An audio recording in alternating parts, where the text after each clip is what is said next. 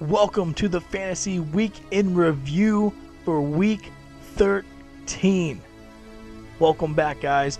Glad you liked last week's installment, so it inspired me to come back with even more passionate review for this week, where we had two huge games with Bout That Action versus Pocket Rocket and Donde Está la Biblioteca versus Publix Crab Special in potential playoff previews. And technically, one was a playoff game, as it kind of looks like lose and out. So I'll look at those games and all of the other games, put my own little spin on it, and I hope you guys enjoy it. Gear up, because here we go. Lions, Saints, and Bears, oh my.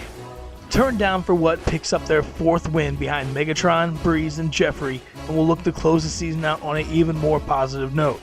And hopefully start two active running backs this week. And for always late to Cromartie, after investing so much in the over-talkative Marshawn Lynch, always late to Cromartie drops to 1-5 since the trade for Lynch and is now looking ahead to next year's draft. What? They have no picks? No. They didn't give up that much for Lynch. Wait, didn't he draft him in the first place? Statboy says, since week 8, Lynch has scored 157.3 and cost 2 firsts and a second, while Trey Mason has scored 125.4. That's a difference of 5.3 per week. The avalanche continues for the Hitmen. The Sandusky's moved to 7-6 and have an outside shot at a playoff spot, due in large part to Antonio Brown, and ironically for the Hitmen, the Carolina Panthers' special teams and lack of offense. The Sandusky's don't control their fate, but they must win next week to even have a chance. The Hitmen pick up the newly crowned DF of the Week, this week going with local favorite Steve Smith over teammate Torrey Smith. Steve Smith has been icing up the last few weeks after torching DBs early with only one double-digit game since week 7, while Torrey has failed to get double digits once in that same time frame. Thanks, Statboy. Could we see Jameis Winston holding up the Hitmen's jersey at the podium next year? Maybe returning from injury Todd Gurley can hold the mantle for them? Oh my God, there's so much hype for the draft next year, I don't even think I can control myself. Seriously, I might have an erection. What? Oh, hell no. Hold up. Huh? Riding this week's What the Hell Player of the Week, DeAndre Hopkins, and the best young quarterback in the league, Andrew Luck, slap and pickle coast to a second straight win and has locked up a playoff spot. Congratulations, asshole. PY Can't Handle Me had a small chance to make the playoffs, but DeAndre Hopkins was having none of that, and not to mention some guys coming back down to earth. Shoelace Robinson. Odell Beckham did his best, but it wasn't enough. But hey, at least I got some extra picks to look forward to next year. Larry Fitzgerald and Julius Thomas no-show. In a tough matchup for 4th place heading into the last week of the season, Donde Está la Biblioteca got stood up by Pro Bowlers Larry Fitzgerald and Julius Thomas.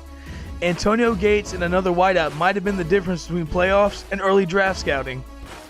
We'll have to see what happens. If I had told Publix Crab Special that Jimmy Graham and Peyton Manning would score a combined 12.16 points, I'm confident they would have said that they lost this week. Not so fast. Surviving this week's fantasy no-show, Jimmy Graham, Publix Crab Special thanks the heavens and is now in a win-and-in situation next week. And finally, our last game of the week, Pocket Rocket versus Bout That Action. You never want to leave a game up to your kicker. However, a kicker in a great defensive matchup, now that's a different story. Unfortunately for Bout That Action, an injury to Zach Mettenberger became the difference between first place and potentially out of the playoffs. So win it in for Bout That Action, but it's not that simple. Pocket Rocket locked up the league's first regular season championship, but it's really too bad the regular season doesn't mean anything. The top team had a stellar performance this week, finishing second in scoring to Slap and Pickle. They literally have nothing to play for this week unless they want to ruin the Sandusky's chances, but this is fantasy and rest is for the weak, so of course he's going to play everybody, right? And now we look ahead to this week's games.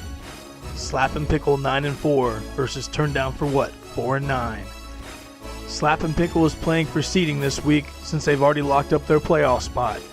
Turn Down for What is playing for pride and maybe cookies or something. I don't really know. Pocket Rocket 10-3 versus the Sandusky's 7-6.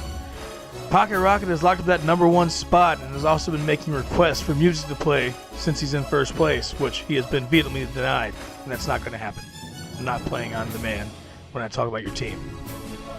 Shameful. Shameful act. This is make or break for the Sandusky's, who are the highest scoring team in the league. And even with the win, they still need help to get in this week. About That Action versus Always Late to Cromartie. Always Late to Cromartie will try to solve this quarterback riddle while trying to end About That Action's playoff hopes. About That Action is simply winning in, but it was also winning in last week. It's much easier said than done.